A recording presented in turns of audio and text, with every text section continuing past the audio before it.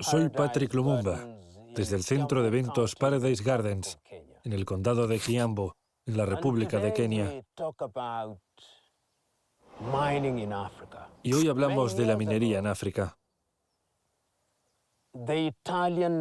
Hace muchos años, Plinio el Viejo, orador italiano o en aquellos tiempos romano, dijo: de África siempre llega algo nuevo. Lo que quería decir en aquel momento era que África es el hogar de muchas cosas. Cuando comenzó en serio la disputa por África y los europeos comenzaron a luchar por los recursos africanos, esto culminó en la Conferencia de Berlín de 1884 a 1885. Cabe recordar que a esta conferencia a veces se la conocía como la Conferencia de Leopoldo de Bélgica, que convirtió la República Democrática del Congo en su propiedad personal. Hay que recordar que muchos europeos llegaron al continente africano como empresas. Por ejemplo, la Compañía Imperial Británica de África Oriental. Estas empresas estaban en busca de recursos. Los franceses llegaron con sus empresas, los italianos llegaron con sus empresas, los daneses llegaron con sus empresas, los suecos llegaron con sus empresas, así como los españoles y los portugueses. Y la idea central era apropiarse de los recursos africanos y, de hecho, la Conferencia de Berlín trató precisamente de dividir el territorio.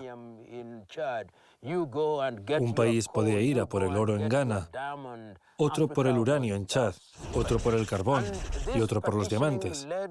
Así fue como se repartió África.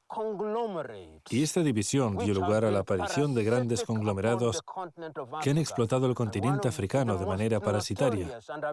Uno de los más conocidos e infames, y uso la palabra infames con plena intención, ha sido De Beers.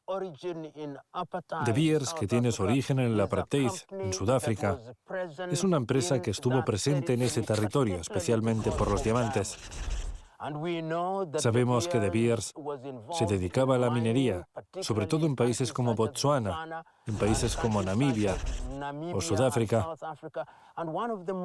Una de las cosas más relevantes a destacar sobre De Beers, antes de hablar de otras compañías, es que lograron que los países africanos firmaran algunos de los contratos más desventajosos. El contrato de Botsuana es escandaloso. De Beers se lleva el 85% de las ganancias, mientras que el gobierno de Botsuana, y por ende su población, solo recibe el 15% de los beneficios que se derivan. En el 2024 estos contratos fueron sometidos a una renegociación. Cuando el pueblo de Botsuana solicitó que se redistribuyera a partes iguales, De Beers rechazó la propuesta, dejando nuevamente a la población de Botsuana en una posición desfavorable. Y no se trata solo de eso. Es importante señalar que gracias a las empresas mineras, como De Beers, tanto el precio como el corte de los diamantes se realiza en Amberes, Bélgica. Es allí donde se lleva a cabo el proceso de corte y donde se establece el precio. Solo este año, Gaborone, la capital de Botsuana, ha establecido un centro para comenzar a cortar los diamantes. Pero De Beers no es la única empresa. Conocemos también Rio Tinto, un gran conglomerado de minería que surgió en Australia. Está presente sobre todo en Zimbabue. Está presente en diferentes partes de África y se dedica a la extracción de distintos tipos de minerales. Y por supuesto sabemos que ellos han realizado en esta zona una extracción muy destructiva que lleva a la contaminación de las aguas subterráneas, lleva al empobrecimiento de la población. Ahora sabemos que en esta era del litio realizan explotaciones mineras en esa zona y en esos territorios. Y no solo Río Tinto, también tenemos Barrick. Barrick ha tenido una fuerte presencia en Tanzania. En Tanzania no había pagado varios impuestos. En aquella época, por cierto, Barrick se llamaba Acacia. Llevaba años sin pagar impuestos. Fue entonces cuando llegó el presidente John Pombe Joseph Magufuli y dijo: deben pagar impuestos. Por supuesto, ahora han firmado un contrato con Tanzania y los tanzanos dicen: no queremos empresas que solo obtengan nuestro petróleo y se lo lleven en bruto del país. Pero como sabemos, han devastado la mayoría de estos países. Glencore es otra empresa muy activa en diferentes partes de África y está implicada en muchas de estas prácticas. Y por supuesto, Anglo American. Esta empresa ha estado muy activa en esos territorios, sobre todo en el sector minero, y se la puede encontrar en diferentes partes, por ejemplo, en la República Democrática del Congo, donde se extraen tierras raras, se extrae cobalto. Y también sabemos que en la región del Sahel, donde había uranio, y en la República Centroafricana sabemos que se realizan estas prácticas peligrosas de minería, de modo que cuando nos fijamos en los lagos y los ríos de esa zona, sé, por ejemplo, que el lago Chad no solo está contaminado, sino que también se ha reducido en más de un 70% en los últimos 10 años. Si uno va a la República Democrática del Congo, en particular a la parte oriental del país, y presencia los conflictos que están teniendo lugar allí, uno no puede evitar creer que algunas de estas empresas mineras hayan desplegado grupos armados para proteger estas minas. Sabemos, por ejemplo, que muchas de las zonas mineras de África han sido cartografiadas, una vez más mediante satélite. En muchos casos, esta información no se ha compartido con los países africanos, con la consecuencia de que la tecnología que se utiliza para la minería no se comparte con la población local ni con el gobierno local. Así que vemos un entorno en el que las empresas mineras occidentales están destruyendo una serie de cosas que son fundamentales para el continente africano. En este sentido, mencionamos a los países mineros occidentales porque han estado presentes desde hace mucho tiempo. No debemos ignorar que hay nuevos participantes en el espacio minero que están siguiendo los malos hábitos establecidos por empresas mineras occidentales. La pregunta es, ¿cómo hacer frente a estas empresas? ¿Cómo nos aseguramos de que se renegocien los malos contratos que han firmado con distintos países africanos? ¿Cómo nos aseguramos de que haya la transferencia de tecnología? ¿Cómo nos aseguramos de que nuestros recursos minerales estén protegidos?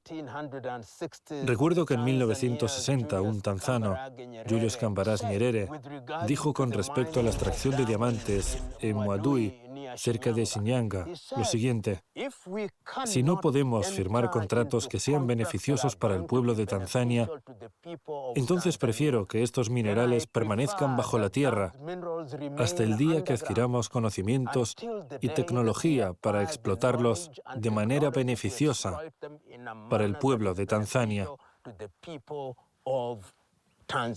Creo que pasa particularmente en los países que han sido devastados. Se trata de los países que han sido devastados por malas prácticas mineras.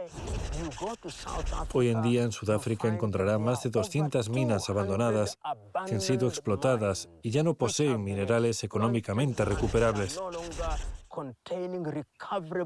En cuanto nos adentramos en nuevos lugares, destruimos las tierras agrícolas, destruimos y contaminamos aguas subterráneas. Ha llegado el momento de volver a contratar las instituciones y las empresas mineras como De Beers. Es el momento de contratar a las empresas mineras como Río Tinto, precisamente ahora que empiezan la extracción de minerales como litio, que se utilizará en coches eléctricos. Ha llegado el momento de que volvamos a contratar las empresas como Anglo American, Barrick, y Glencore, en la República Democrática del Congo, donde extraemos cobalto y tierras raras, y de que nos aseguremos de firmar contratos que sean mutuamente beneficiosos para los pueblos de África. Lo tenemos que hacer con la certeza de que todos estos recursos no existen a perpetuidad. Son recursos finitos. Lo bueno es que empiezo a ver los países africanos renegociar estos contratos. En los últimos tiempos hemos visto contratos que han sido cancelados por parte de la administración de Burkina Faso, contratos que han sido cancelados en Chad, contratos que han sido cancelados en Senegal y contratos que han sido cancelados en Mali. Esto, desde mi punto de vista, es bueno. Hemos visto contratos que se han cancelado en Tanzania y también contratos que se han cancelado en Namibia, que también se movió en la dirección de la anulación. Cuando decimos cancelación, hablamos de cancelación y renegociación, porque esta renegociación garantizará que también tengamos transferencia tecnológica. Uno de los puntos más débiles de muchos países africanos es que, en promedio, pasaron casi 60 años desde que recuperamos nuestra independencia, pero nuestra tecnología minera es misteriosa para las empresas africanas. Así que no tenemos la maquinaria de construcción necesaria. No tenemos equipo para probar oro, para analizar metales. Incluso cuando hacemos pruebas, no lo hacemos de una manera que sea aceptable para el resto del mundo. Estoy sugiriendo que si los países africanos se han organizado bajo diferentes formaciones económicas, entonces es importante que empecemos a tener protocolos, tratados y acuerdos que estén proyectados para asegurar que los recursos africanos no se exporten en su propia forma. Ha llegado el momento de que África tome el poder de sus posesiones. Y en palabras de Ali Mazrui, ha llegado el momento de que África produzca y controle lo que la naturaleza le ha dado. Y eso exige que reconozcamos a quienes han desgarrado y violado el continente africano. Muchas gracias. Hemos dialogado sobre asuntos críticos para el continente africano. Volveremos a vernos para investigar África, el continente madre. Hasta la próxima.